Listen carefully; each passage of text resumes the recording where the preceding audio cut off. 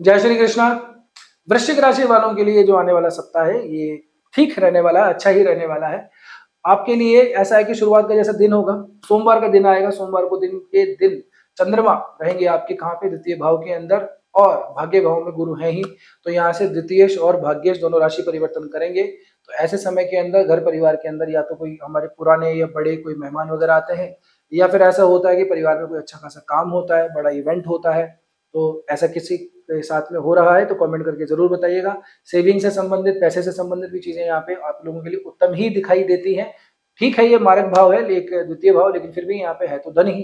तो आप लोगों के लिए पैसे से संबंधित, सेविंग से संबंधित, और खास करके अगर किसी ग्रुप को अगर आप इन्फ्लुएंस करते हैं, बड़े लोगों के साथ में बैठते हैं, या आपके निर्णयों से काफी लोग प्रभावित होते हैं, अच्छी खासी टीम रन करते हैं, तो भी ये दिन, सोमवार का दिन स्पेशली आप लोगों के लिए उत्तम है, अच्छा है। आगे बढ़ेंगे तो चंद्रमा पहुंचेंगे कहां पे, मकर राशि के अंदर, तृतीय भाव में। यहां से गुरु के साथ में दृश्य संबंध तक हो जाएंगे। ये भी ठीक है। इस समय पे जो भी आप काम करेंगे, मंगलवार बुधवार लगभग गुरुवार का दिन, तो उसका भी इंस्टेंट रिजल्ट मिलेगा, इंपैक्ट पड़ेगा अच्छा खासा। आपको लगेगा यार इतने दिनों से मैं कुछ काम कर रहा था, उसका रिजल्ट आया नहीं, आज काम किया और आज का इतना इंपैक्ट आ गया, और ऐसा इंपैक्ट आया कि वो आगे जो है बहुत लंबा प्रभाव अपना देने वाला है। तो तीसरे भाव को देख करके डरना नहीं है, चीजें ठीक ही हैं यहाँ पे हाल फिलहाल के लिए। तो आपके लग्नेश भी केंद्र से होके चल रहे हैं, मतलब अष्टम में है। इसके बाद में सूर्य पहुंच गए हैं अपनी राशि के अंदर। आने वाले समय के अंदर और भी चीजें ठीक है। बुध भी आगे प्रवास करेंगे लाभ के अंदर।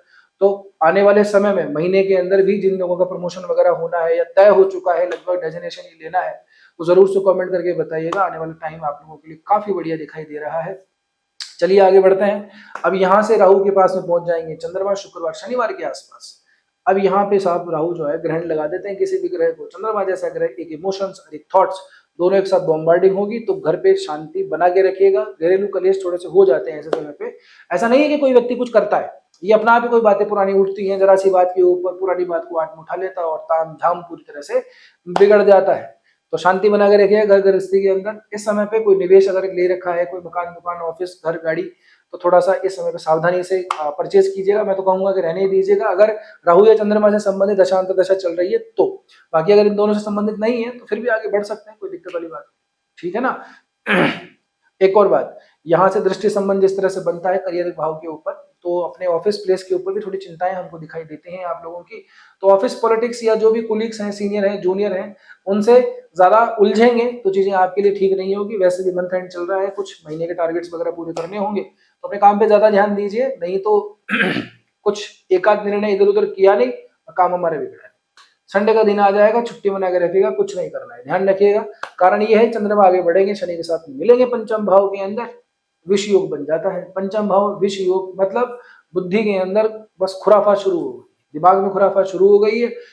जो चीज ठीक चल रही है उसमें जबरदस्ती करेक्शन करने का इच्छा होती है कि इसको थोड़ा सा ऐसे कर लेते हैं, उसको थोड़ा बिगाड़ लेते हैं, उस आदमी से ये से बात कर लेते हैं। तो मत कीजिएगा, कोई सेंस नहीं निकलेगा। इसके बाद में भी अगला जो सोमवार आएगा यानी कि 31 अगस्त का, तब तक चंद्रमा यहीं रहेंगे।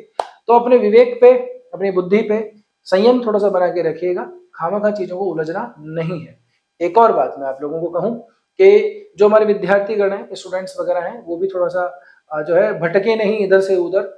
जो कर रहे हैं उसी पे, अपने प्लान के ऊपर भरोसा रखिए। उसको बार बार चेंज करते रहेंगे तो थोड़ा अध्ययन भी आपका जो है, पढ़ाई लिखाई, वो थोड़ा डिस्टर्ब हो जाएगा।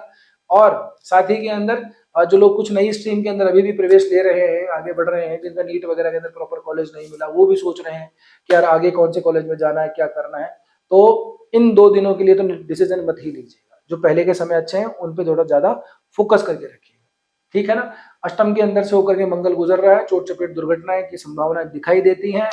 तो अगर पिछले समय में कुछ अगर छोटी मोटी गिरन पड़ान हुई है ना, तो जरूर से कमेंट करके बताइएगा। अभी भी आगे सावधानी रखनी है, क्योंकि यहाँ पे मंगल लग्नेश तो है ही, लेकिन हमारे षष्टेश भी बनते हैं। षष्टेश अष्टम से आकर के ऊपर से गोचर करेगा, और इस समय पर अगर दशांतर दशा लग पड़ी तो संभावनाएं प्रबल है छोटी मोटी इंजरी होने के, चाहे खेलते वक्त हो, स्पोर्ट्स वगैरह में इन्वॉल्व हो, जिम वगैरह करते हो, किसी भी तरह का कारण कुछ भी हो सकता है। प्रभाव लगभग लगभग ऐसा ही रहने वाला है। और जो थोड़े उम्र के अवस्था के दौरान है, थोड़ा हार्ट का भी ध्यान रखिए। इस समय पे थोड़ी सी यहाँ पे चिंताएं दिखाई देती है, ठीक है ना। तो बस इतना ही है।